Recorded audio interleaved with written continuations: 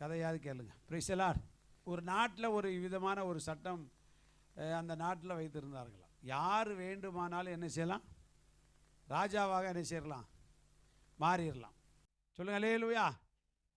ராஜாவாக என்ன செய்யலாம்? யார் விரும்பினாலும் மாறலாம். அவர்கள் 3 வருஷம் என்ன செய்யணும்? ராஜாவாக முடிசூட்டப்படுவார்கள். நாட்டை அவர்கள் தான் என்ன செய்யணும்? வழி நடத்தணும். ஆனால் 3வது வருஷம் முடிவில் அவங்க எங்கே கொண்டு போய் விட்டுருவாங்களாம்? பாலைவனத்தில் கொண்டு போய் விட்டுருவாங்க. எங்கே கொண்டு விட்டுருவாங்க? பாலைவனத்தில். காட்டுக்குள்ளே போனால் கூட மரம் இருக்கும், கனி என்ன காட்டு பழங்களை பறித்து என்ன செய்யலாம்? அவங்கள வனாந்தரத்தில் கொண்டு விட்டுருவாங்க.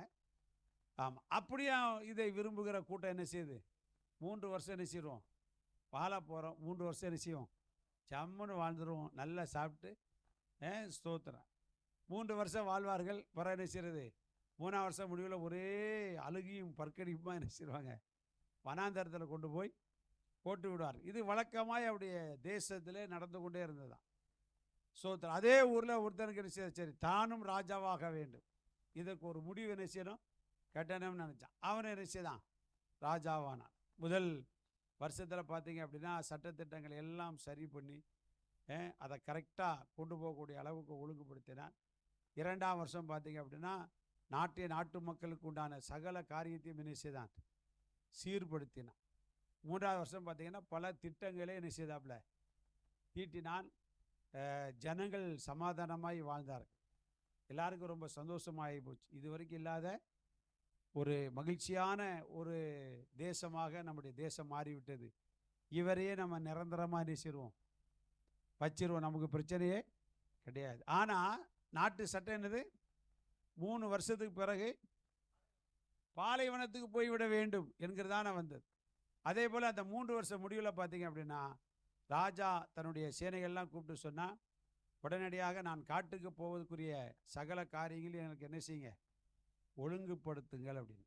ஜனங்களுக்கெல்லாம் ஒரு பெரிய அதிருப்தி. என்னடா இவரையே ராஜாவாக வைக்க வேண்டும் என்று நினைத்தால் அவரே இப்போ எங்கே போக போகிறாரு? காட்டுக்கு போக போகிறாரு, வனாந்தரத்துக்கு போக போகிறாரு. இது வரைக்கும் இருந்த ராஜாலாம் என்ன செய்வான்? அழுது புலம்பி என்ன செய்வான்? மரண ஓலமிட்டு தானே போனார்கள். ஆனால் இவர் வனாந்தரத்துக்கு போகிறதுக்கு என்ன செய்தார்? சந்தோஷப்படுகிறாரே. ராஜாட்ட போய் பேசிடுவோம் அப்படின்னு இல்லை, நீங்களே தொடர்ந்து என்ன செய்யுங்க? இல்லை கிடையாது, நாம் என்ன செய்யணும்? நாட்டு சட்டங்களை மதிக்கணும். அதனால் என்னை கொண்டு போய் என்ன செய்யுங்க? வனாந்தரத்தில் விட்டுருங்க. அப்பா அவர்கிட்ட கேட்டாங்களா, எல்லாரும் வனாந்தரத்துக்கு போகும்போது ஓலமிட்டு அழுது கண்ணீர் வடித்து போவார்கள், நீங்கள் இவ்வளவு சந்தோஷமாய் போவதற்கு காரணம் என்ன அப்படின்ட்டு. அவன் சொன்னா, அதற்கு ஒரு காரணம் இருக்குது. இந்த 3 ஆண்டுகளும் நான் வனாந்தரத்தில் என்ன செய்தேன்? எனக்காக சில மக்களை அங்கே அனுப்பினேன். வனாந்தரங்கள் என்ன செய்தேன்? நீரூற்றுகளை என்ன செய்தேன்? கிணறுகள் எல்லாவற்றையும் என்ன செய்தேன்? ஆங்காங்கே தோண்ட செய்தேன். 3 வருஷம் என்ன செய்தேன்?